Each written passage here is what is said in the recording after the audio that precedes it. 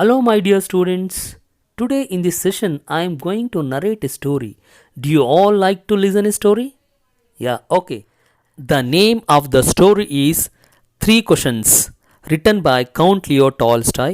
Before starting the lesson, let us know about the author Count Leo Tolstoy. About the author Count Leo Tolstoy, 1828-1910, the Russian novelist and moral philosopher. Count Leo Tolstoy ಅವರು Russia ದೇಶದ ಕಾದಂಬರಿಕಾರರು and moral philosopher ಅಂದರೆ ನೈತಿಕ ತತ್ವಜ್ಞಾನಿ. Rank as one of the world's greatest writer. ಇವರು ಶ್ರೇಷ್ಠವಾದ ಬರಹಗಾರರೆಂಬ ಹೆಗ್ಗಳಿಕೆಗೆ ಪಾತ್ರರಾಗ್ತಾರೆ. His War and Peace have been hailed as the greatest novel ever written. ಇವರು ಬರೆದಂತಹ ನಾವೆಲ್ಲು ವಾರ್ ಆ್ಯಂಡ್ ಪೀಸ್ ಅದು ಶ್ರೇಷ್ಠವಾದ ಕಾದಂಬರಿ ಅಂತ ಹೇಳಾಗುತ್ತೆ. His ability to view stories ಅಂತಂದರೆ ಎಬಿಲಿಟಿ ಅಂದರೆ ಅವರ ಸಾಮರ್ಥ್ಯ, ಕಥೆಯನ್ನು ಎಳೆಯುವ ರೀತಿ, ಮತ್ತು ವಂಡರ್ಫುಲ್ ಕ್ಯಾರೆಕ್ಟರ್ ಅಂದರೆ ಅದ್ಭುತವಾದಂಥ ಕ್ಯಾರೆಕ್ಟರ್ನ ಕಥೆಯಲ್ಲಿ ಬರುವಂಥ ಕ್ಯಾರೆಕ್ಟರ್ಗಳಾಗಿರ್ಬೋದು. ಆ್ಯಂಡ್ ಈಸ್ ನರೇಟಿವ್ ಕೇಪಬಿಲಿಟಿ, ಆ ಕಥೆಯನ್ನು ನಿರೂಪಣೆ ಮಾಡುವಂತಹ ಅದ್ಭುತವಾದಂಥ ಕಲೆ ಇವತ್ತಿಗೂ ಸಹ ಅಪ್ರಿಷಿಯೇಟೆಡ್ ಅಂತಂದರೆ ಪ್ರಶಂಸೆಗೆ ಪಾತ್ರರಾಗುತ್ತೆ. Okay, this is about the author. 3 questions. Count Leo Tolstoy. A king asks 3 questions and he is seeking answer to them. What are the questions? Does the king gets what he wants? Read to find out. ಈ ಕಥೆಯಲ್ಲಿ ರಾಜನೊಬ್ಬ 3 ಪ್ರಶ್ನೆಗಳು ಮತ್ತು ಅವುಗಳಿಗೆ ಅವನು ಉತ್ತರವನ್ನು ಪಡೆಯುವ ಬಗೆಯನ್ನು count Leo Tolstoy ಅವರು ಸುಂದರವಾಗಿ ವಿವರಿಸಿದ್ದಾರೆ. The thought came to the certain king that he would never fail if he knew the 3 things. ಒಬ್ಬ ರಾಜನಿಗೆ ತಾನು 3 ಪ್ರಶ್ನೆಗಳಿಗೆ ಉತ್ತರವನ್ನು ತಿಳಿದುಕೊಂಡರೆ ತನ್ನ ಜೀವನದಲ್ಲಿ ಅವನು ಸೋಲೇ ಕಾಣುವುದಿಲ್ಲ ಎಂದು ಯೋಚಿಸುತ್ತಿದ್ದನು. What are the 3 questions? Will see now. What is the right time to begin something? ಯಾವುದಾದರೂ ಕೆಲಸವನ್ನು ಆರಂಭಿಸಲು ಸೂಕ್ತ ಸಮಯ ಯಾವುದು? ಎರಡನೇದು, who should a king listen to? ರಾಜ ಯಾರನ್ನು ಪ್ರಮುಖ ವ್ಯಕ್ತಿ ಎಂದು ನಿರ್ಧರಿಸಬೇಕು?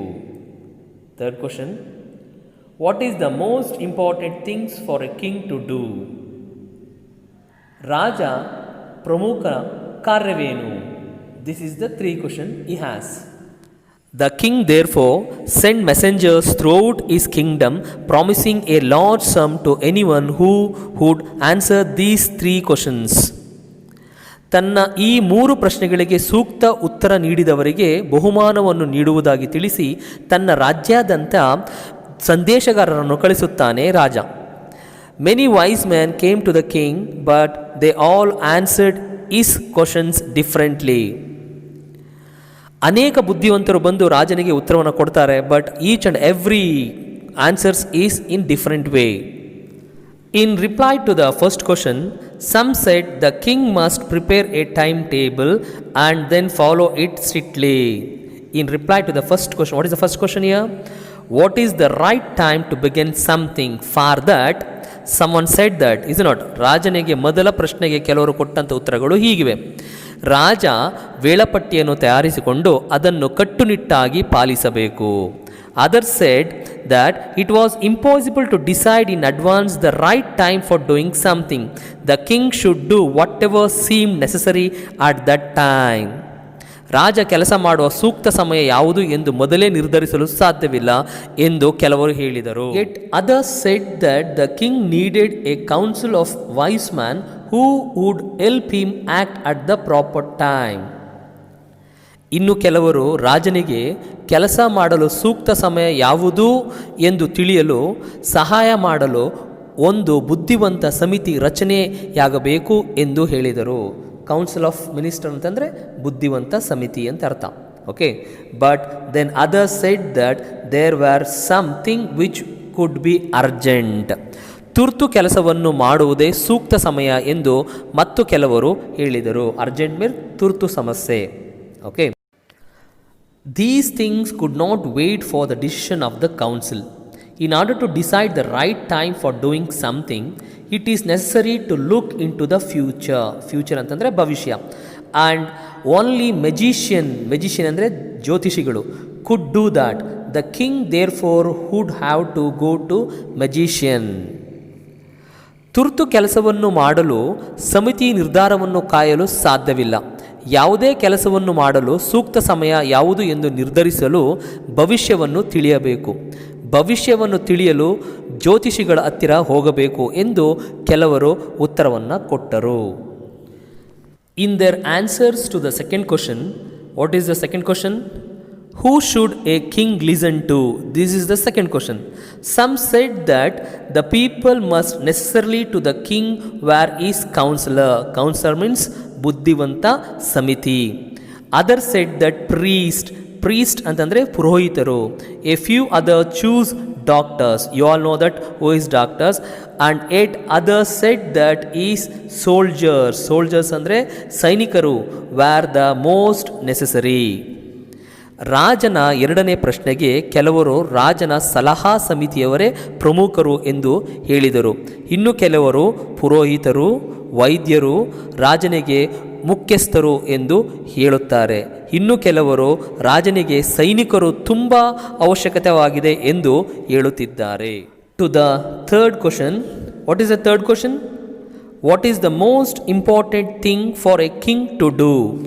For that some said attack ಅಂದರೆ ದಾಳಿ. ಅದರ್ಸ್ ಚೂಸ್ ಫೈಟ್ ಅಂದರೆ ಯುದ್ಧ.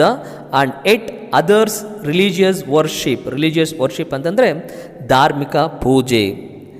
ರಾಜನ ಮೂರನೇ ಪ್ರಶ್ನೆಗೆ ರಾಜ ಇತರ ರಾಜ್ಯಗಳ ಮೇಲೆ ದಾಳಿ ಮಾಡಬೇಕು, ಯುದ್ಧ ಮಾಡಬೇಕು, ಧಾರ್ಮಿಕ ಪೂಜೆ ಕಾರ್ಯಗಳನ್ನು ಮಾಡಬೇಕು ಎಂದು ಬೇರೆ ಬೇರೆ ಉತ್ತರಗಳನ್ನು ಕೊಟ್ಟಿರುತ್ತಾರೆ. As the answers to his questions were so different, the king was not satisfied ಅಂತಂದರೆ ತೃಪ್ತಿ ಆಗಲಿಲ್ಲ.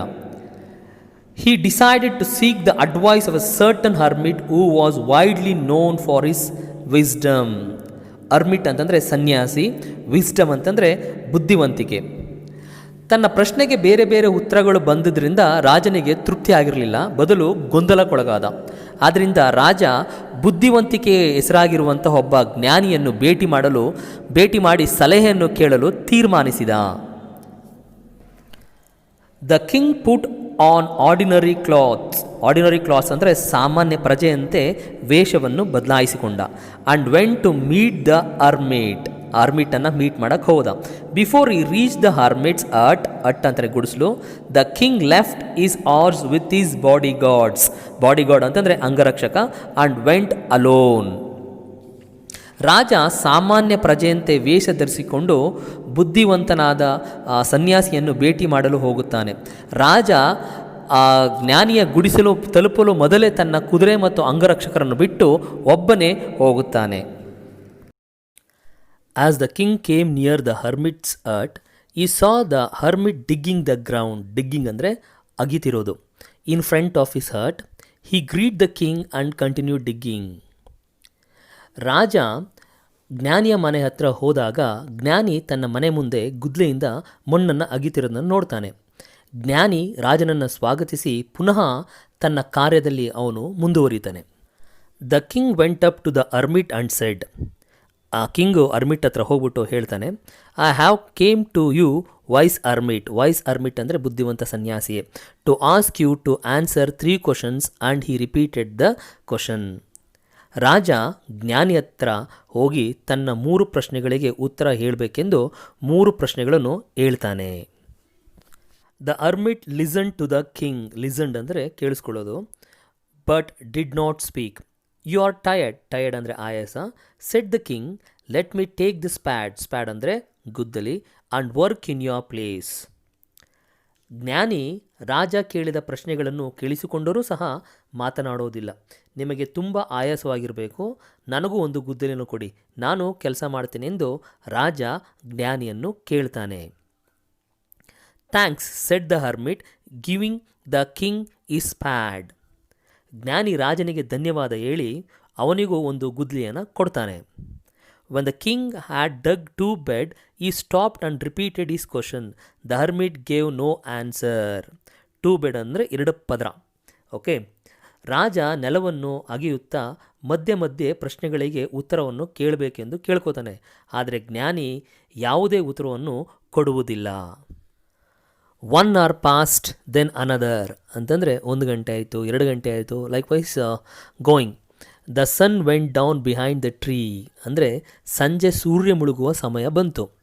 And at last the king stuck the spade into the ground and said. ಕೊನೆಯಲ್ಲಿ ಆ ರಾಜ ಗುದ್ಲಿನ ನೆಲದ ಮೇಲೆ ಇಟ್ಟು ಆ ಅರ್ಮಟ್ ಹತ್ರ ಬಂದು ಹೇಳ್ದ, I came to you wise man to get answer to my question.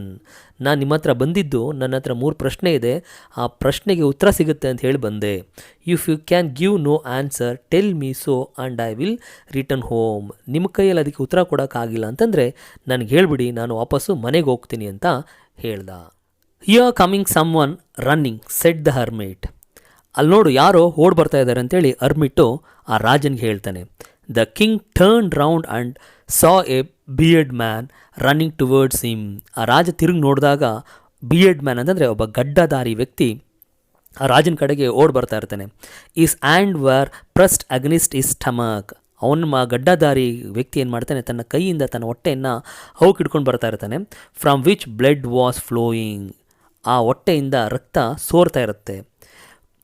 When he reach the king he fainted and fell to the ground. ಅವನು ರಾಜನ ಹತ್ರ ಬಂದ ತಕ್ಷಣವೇ ಈ ಫೇಂಟೆಡ್ ಅಂದರೆ ಪ್ರಜ್ಞಹೀನವಾಗೋದು ಮತ್ತು ನೆಲದ ಮೇಲೆ ಹುರುಳು ಬೀಳ್ತಾನೆ. The king and the hermit removed the man's clothes and found a large wound in his stomach. ರಾಜ ಮತ್ತು ಹರ್ಮಿಟ್ ಇಬ್ಬರೂ ಆ ಗಡ್ಡಧಾರಿ ವ್ಯಕ್ತಿಯ ಬಟ್ಟೆಯನ್ನು ಬಿಚ್ಚಿ ನೋಡಿದಾಗ ಅವನ ಹೊಟ್ಟೆ ಭಾಗದಲ್ಲಿ ತುಂಬಾ ದೊಡ್ಡ ಗಾಯ ಆಗಿರುತ್ತೆ. The king washed and covered it with his hand kerchief. ಆ ಕಿಂಗ್ ಏನು ಮಾಡ್ತಾನೆ, ರಕ್ತವನ್ನು ಒರೆಸಿ ಅವನ ಹ್ಯಾಂಡ್ ಕರ್ಚೀಫ್ ಅಂತಂದರೆ ಕರವಸ್ತ್ರದಿಂದ ಅದನ್ನು ಕಟ್ತಾನೆ.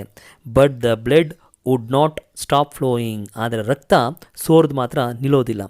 The king redressed the wound until at last the bleeding stop. ಕೊನೆಗೆ ಆ ರಕ್ತ ಸೋರೋದು ನಿಲ್ಲೋ ತನಕ ಅದನ್ನು ಒರೆಸಿ ರಕ್ತವನ್ನು ಕೊನೆಗೆ ನಿಲ್ಲಿಸ್ತಾನೆ. The man closed his eyes and lay quiet. The man ಅಂತಂದರೆ ಇಲ್ಲಿ ಗಡ್ಡಧಾರಿ ವ್ಯಕ್ತಿ ತನ್ನ ಕಣ್ಣನ್ನು ಮುಚ್ಚಿ ನಿಶ್ಶಬ್ದವಾಗಿ, ಕ್ವೈಟ್ ಅಂದರೆ ನಿಶ್ಶಬ್ದವಾಗಿ ನಿದ್ದೆಗೆ ಜಾರ್ತಾನೆ. The king tired by his walk and the work he had done lay down on the floor and slept through the night. ಆ ರಾಜನಿಗೂ ಸಹ ತುಂಬ ಆಯಾಸ ಆಗಿರುತ್ತೆ. ಯಾಕಪ್ಪ ಅಂದ್ರೆ ಅವನು ತುಂಬ ದೂರದಿಂದ ನಡ್ಕೊಂಬಂದಿರ್ತಾನೆ ಮತ್ತು ಆ ಗಡ್ಡಧಾರಿಯ ವ್ಯಕ್ತಿಯ ರಕ್ತವನ್ನು ಒರೆಸಿ ಅವನಿಗೆ ಆಯಾಸ ಆಗಿರುತ್ತೆ. ಸೊ ಅದರಿಂದ ಪಕ್ಕದಲ್ಲೇ ನೆಲದ ಮೇಲೆ ನಿದ್ದೆಯನ್ನು ಮಾಡಿ ಆ ರಾತ್ರಿಯಲ್ಲಿ ಕಳೀತಾನೆ. ವೆನ್ ಈ ವರ್ಕ್ ಅಪ್, ಆಗ ಎಚ್ಚರ ಆಗದ ನಂತರ it was several minute before ಈ ಕುಡ್ ರಿಮೆಂಬರ್. ಸ್ವಲ್ಪ ಎಚ್ಚರ ಆದ ತಕ್ಷಣವೇ ಅವನು ನೆನೆಸ್ಕೋತಾನೆ, ಏನು, ವೇರ್ ಈ ವಾಸ್, ತಾನು ಇಲ್ಲಿದ್ದೀನಿ, or who the stranger beard man, ಯಾರು ಆ ಗಡ್ಡಧಾರಿ ಅಪರಿಚಿತ. Okay my dear students, let us wind up this session. Let us see whether the king get the answer for his questions and who is the beard man and why the blood flowing from his stomach in the next session. Thank you.